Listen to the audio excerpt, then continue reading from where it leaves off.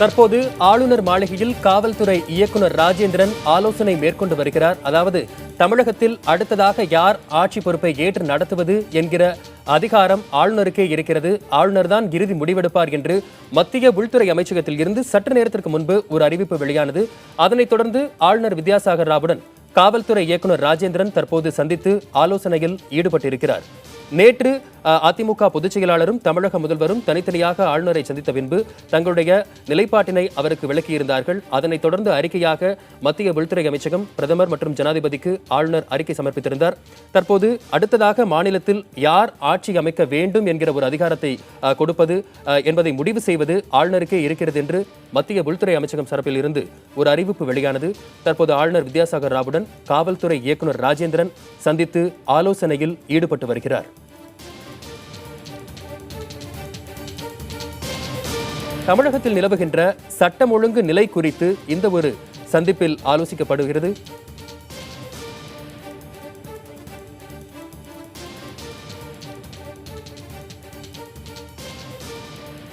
இது தொடர்பான முழு விவரங்களை நமது தலைமைச் செய்தியாளர் மகாலிங்கத்திடம் கேட்கலாம்.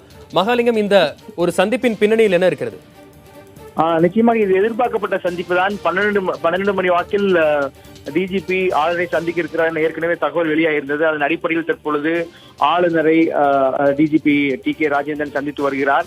இந்த சந்திப்பு மிகவும் ஒரு முக்கியமான சந்திப்பு. ஏனென்றால் ஆளுநர் பல்வேறு விஷயங்கள் குறித்து டிஜிபியிடம் கேட்டு தெரிந்து கொள்ள வேண்டிய ஒரு நிலையில் இருக்கிறார் என்றுதான் சொல்லுகிறது ஆளுநர் மாளிகை வட்டாரங்கள்.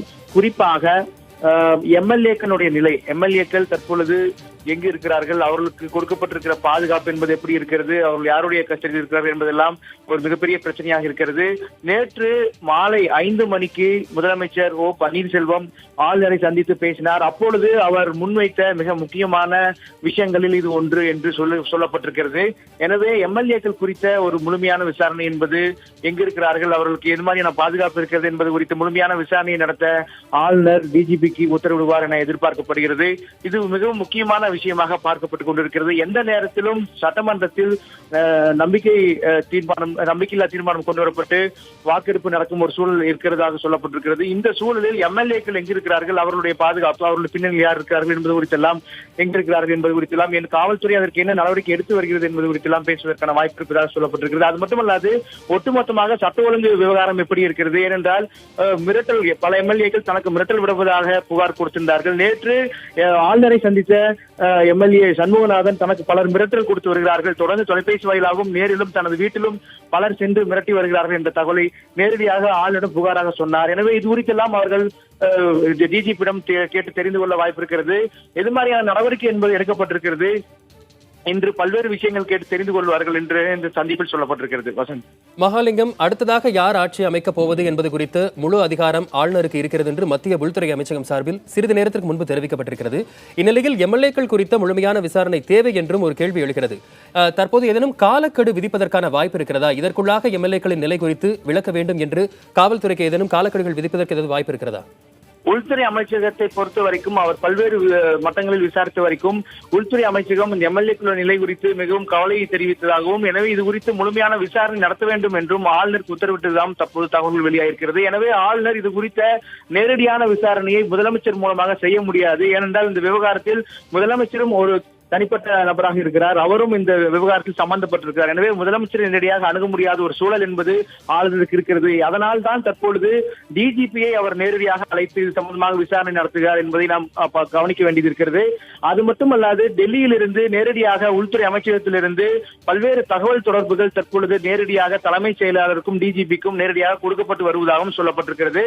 ஏனென்றால் வழக்கமாக முதலமைச்சர் மூலமாகத்தான் தகவல்கள் பரிமாறப்படும். அதிகாரிகள் முதலமைச்சரிடம் சொல்வார்கள், அதற்கு பிறகு அதிகாரிகள் சம்பந்தமான நடவடிக்கைகள் எடுப்பார்கள், முக்கிய முடிவுகள் எடுப்பார்கள். ஆனால் தற்பொழுது காபந்து முதலமைச்சர் இருப்பதால், அது மட்டுமல்லாது அவரும் ஒரு தரப்பட்ட புகார்தாரராக இருப்பதால், எனவே அவர் சம்பந்தப்பட்ட விவகாரங்கள் அவரிடம் பேச முடியாத, விவாதிக்க முடியாத ஒரு சூழல் இருப்பதையும் நாம் பார்க்க முடிகிறது. அதனால் தான் தற்பொழுது உள்துறை அமைச்சகத்திலிருந்து நேரடியாக ஆளுநர் மூலமாகவும் தலைமைச் செயலாளர் மூலமாகவும் டிஜிபி மூலமாகவும் அடுத்த கட்ட நடவடிக்கைகளை முன்னெடுத்து வருகிறார் என்பதையும் நமக்கு அங்கிருந்து கிடைக்கும் தகவல்கள் நமக்கு தெரிவிக்கின்றன. சட்ட ஒழுங்கு நிலை குறித்து தற்போது ஆளுநருடன் சென்னை மாநகர டிஜிபி ராஜேந்திரன் தற்போது ஆலோசனை மேற்கொண்டு வருகிறார். உயர்நீதிமன்றம் கூட காவல்துறை எம்எல்ஏக்களின் நிலை குறித்து பதிலளிக்க உத்தரவும் பிறப்பித்திருக்கிறது. இந்நிலையில் இந்நிலையில் எம்எல்ஏக்களின் நிலை குறித்து அதிமுகவின் கட்சியின் மேல் பொறுப்பில் இருப்பவர்களிடம் ஏதேனும் கேள்விகள் முன்வைப்பதற்கு வாய்ப்பு இருக்கிறதா? எம்எல்ஏக்கள் பொறுத்த வரைக்கும் எம்எல்ஏக்கள் எங்கு இருக்கிறார்கள் என்ற கேள்வி பலருக்கும் இருக்கிறது. தற்போது வெளியாகியுள்ள தகவலின் அடிப்படையில் தற்பொழுது 3 இடங்களில் எம்எல்ஏக்கள் வைத்திருப்பதாக செய்திகள் அவ்வப்போது வெளியாகி வருகிறதையும் நாம் பார்க்க முடிகிறது. ஆனால் தற்பொழுது நீதிமன்றம் கேட்ட ஒரு முக்கியமான கேள்வி என்னென்றால், எம்எல்ஏக்கள் தரப்பிலிருந்து தாம் கடத்தப்பட்டதோ அல்லது தாம் மிரட்டப்பட்டதாகவோ எந்த புகாருமே வரவில்லையே என்ற ஒரு கேள்வி எழுப்பியிருக்கிறார்கள். இந்த சூழ்நிலையில் தற்பொழுது சென்னை உயர்நீதிமன்றத்தில் நேற்று கிருஷ்ணகிரி மண்டலத்திலிருந்து ஒரு எம்எல்ஏ குடும்பத்தினர் புகார் அளித்திருக்கிறார்கள். அங்கு நீதிமன்றத்தை நாடி இருக்கிறார்கள், ஹேபியஸ் கார்பஸ் பெட்டிஷன் கொடுத்திருக்கிறார்கள். எனவே இந்த விஷயத்தை எல்லாம் பார்க்க வேண்டியது இருக்கிறது. அதே போல சென்னை காவல்துறை ஆணையத்திடமும் இது சம்பந்தமாக புகார் என்பது வர இருக்கிறது. டிஜிபி அலுவலகத்திலும் இன்னும் சற்று நேரத்தில் புகார்கள் வர இருப்பதாக சொல்லப்பட்டிருக்கிறது. எனவே இதெல்லாம் வைத்து பார்க்கும் பொழுது எம்எல்ஏக்களுடைய நிலை குறித்த ஒரு முழுமையான தகவலை கேட்டு பெறுவதற்காகவே தற்பொழுது கவர்னர் டிஜிபி அழைத்து சந்தித்து வருகிறார் என்று சொல்ல முடியும். அது மட்டுமல்லாது இந்த சந்திப்பில் அடுத்த கட்டமாக என்ன செய்ய போகிறார்கள், யாரெல்லாம் இந்த எம்எல்ஏக்களுடைய பாதுகாப்பு சம்பந்தமாக சிறப்பு அதிகாரிகள் நியமிக்கப்படுவார்களா, ஏற்கனவே இருந்து வரக்கூடிய முக்கிய பொறுப்பில் இருக்கக்கூடிய அதிகாரிகள் பணிமாற்றம் செய்யப்படுவார்களா என்ற உள்ளிட்ட அம்சங்களும் இதில் பேசப்படக்கூடிய வாய்ப்பு இருப்பதாகவே பார்க்கப்படுகிறது. வசந்த், தொடர்ந்து பேசலாம் மகாலிங்கம் பொன்னுசாமி. அடுத்ததாக சென்னை கவர்னர் ஆளுநர் மாளிகையில் நமது செய்தியாளர் சுப்பிரமணி இணைப்பில் இருக்கிறார், அவரோடு பேசலாம். சுப்பிரமணி, எத்தனை மணிக்கு டிஜிபி ஆளுநர் மாளிகைக்கு வந்திருந்தாரு? இன்னும் எவ்வளவு நேரம் இந்த சந்திப்பு நடைபெறும் என்று எதிர்பார்க்கப்படுகிறது?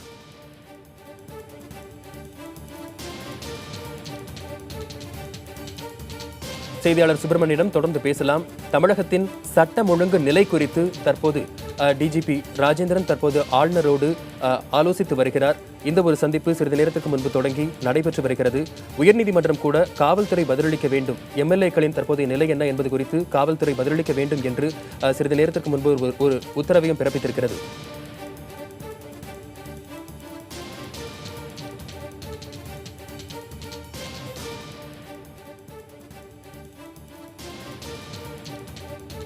ஆளுநர் மாளிகையிலிருந்து நமது செய்தியாளர் சுப்பிரமணி தற்போது இணைகிறார், அவரோடு பேசலாம்.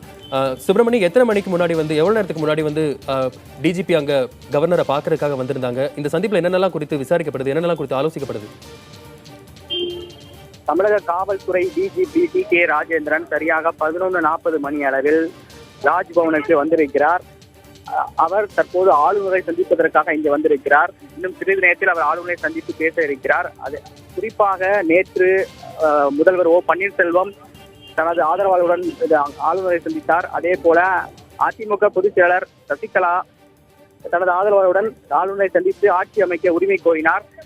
தமிழகத்தில் இருக்கக்கூடிய அரசியல் நிலவரம், அது மட்டுமல்லாமல் சட்டம் ஒழுங்கு நிலை குறித்து தற்போது ஆளுநருடன் ஆலோசனை நடத்த இருப்பதாக தகவல்கள் வெளியாகி இருக்கிறது. அது மட்டுமல்லாமல் தலைமைச் செயலரும் இங்கே வருவதற்கான வாய்ப்புகள் இருப்பதாக சொல்லப்பட்டிருக்கிறது. முன்னதாக பாதுகாப்பு ஏற்பாடுகளும் செய்யப்பட்டிருக்கிறது. 11:40 மணி அளவில் தமிழக டிஜிபி டி.கே. ராஜேந்திரன் ஆளுநர் மாளிகைக்கு வந்திருக்கிறார். ஆலோசனை இன்னும் தொடங்கவில்லை என்றுதான் அதிகாரிகள் தரப்பில் தெரிவிக்கப்பட்டிருக்கிறது.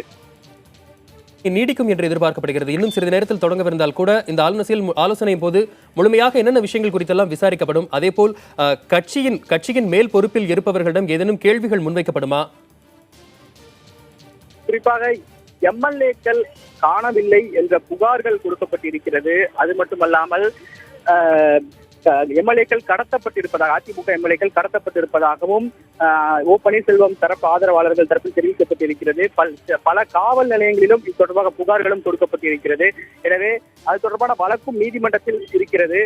எனவே இருக்கக்கூடிய சட்ட ஒழுங்கு நிலை குறித்து ஆலோசிக்கப்பட வாய்ப்புகள் இருக்கிறது. அது மட்டுமல்லாமல் அடுத்த கட்ட நடவடிக்கைகள் என்ன எடுக்கலாம் என்பது தொடர்பாகவும் ஆலோசிப்பதற்கான வாய்ப்புகளும் இருக்கிறது. மேலும் தற்போதைய நிலை என்ன என்பது குறித்தும் ஆலோசனை நடத்துவதற்கான வாய்ப்புகள் இருக்கிறது என்று சொல்லப்பட்டிருக்கிறது. இன்னும் சிறிது நேரத்தில் தலைமைச் செயலாளர் கிரிஜா வைத்தியநாதன் இங்கு வருவதற்கான வாய்ப்புகள் இருப்பதாகவும் அதிகாரிகள் தரப்பு தெரிவிக்கப்பட்டிருக்கிறது. அதன் பிறகுதான் இந்த ஆலோசனை கூட்டம் தொடர்வதற்கான வாய்ப்புகளும் இருக்கிறது. எம்எல்ஏக்கள் எங்கு இருக்கிறார்கள் என்பது பற்றியும் இந்த ஒரு ஆலோசனையின் போது ஆளுநர் கேட்டறிந்ததாக தகவல்கள் தெரிவிக்கின்றன. அதேபோல் தமிழகத்தின் சட்டம் ஒழுங்கு நிலை குறித்து இந்த ஒரு சந்திப்பின் போது முழுமையான விசாரணை நடைபெறும், முழுமையாக அது குறித்து ஆலோசிக்கப்படும் என்றும் தெரிகிறது. எம்எல்ஏக்களை காணவில்லை என்று பல்வேறு புகார்கள் முன்வைக்கப்படும் நிலையில் உயர்நீதிமன்றம் காவல்துறை எம்எல்ஏக்களின் நிலை குறித்து விரைவில் பதிலளிக்க வேண்டும் என்று உத்தரவும் பிறப்பித்திருக்கிறது.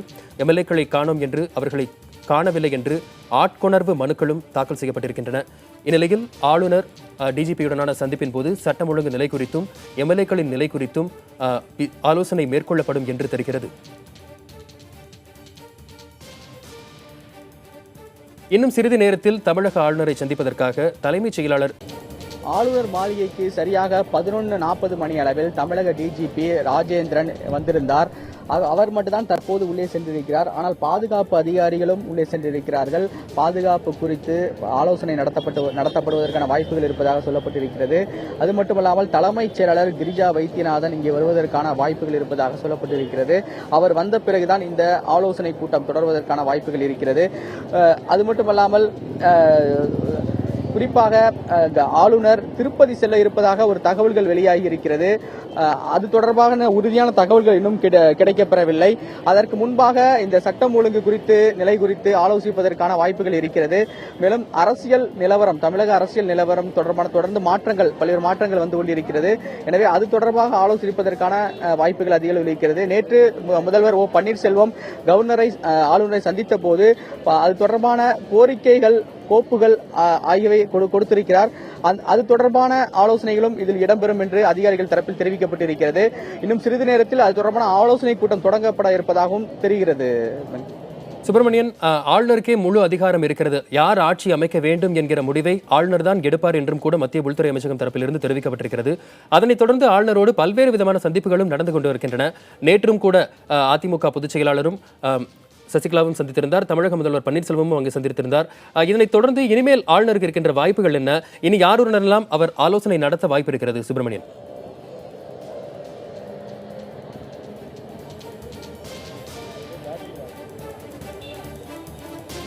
நேற்று முதல்வர் கொடுத்த அந்த கோரிக்கைகள் குறித்து, புகார் குறித்து முதல் கட்டமாக ஆலோசனை நடத்தப்பட இருக்கிறது. அதன் பிறகு முழுமையாக ஆலோசனை நடத்திய பிறகு அடுத்த கட்ட நடவடிக்கைகள் என்ன செய்யலாம், சட்டம் தொடர்பான சட்ட ரீதியான தொடர்பான என்னென்ன நடவடிக்கைகள் எடுக்கலாம். அது மட்டுமல்லாமல் மத்திய அரசிற்கு தமிழக அரசியல் நிலவரம் குறித்து நேற்றே தமிழக பொறுப்பு ஆளுநர் அறிக்கை ஒன்றை அனுப்பியிருக்கிறார். அடுத்த கட்ட நடவடிக்கைகள் தொடர்பான அறிவிப்பு அங்கு கிடைத்த பிறகுதான் அடுத்த கட்ட நடவடிக்கை குறித்து இவர் முழுமையாக அறிக்கை வருவதற்கான வாய்ப்புகள் இருக்கிறது. முதல் கட்டமாக சட்டம் ஒழுங்கு நிலை குறித்து அந்த ஆலோசனை நடத்தப்பட இருக்கிறது. அதன் பிறகுதான் அடுத்த கட்ட நடவடிக்கைகள் என்ன என்பது தெரிய வரும். தலைமைச் செயலாளர் கிரிஜா வைத்தியநாதன் எப்போது ஆளுநர் மாளிகைக்கு வரவிருக்கிறார்? அவர் ஆளுநருடனான சந்திப்பில் என்னென்ன விஷயங்கள் குறித்தெல்லாம் இந்த ஆலோசனை நடைபெற இருக்கிறது? சுப்பிரமணியன்,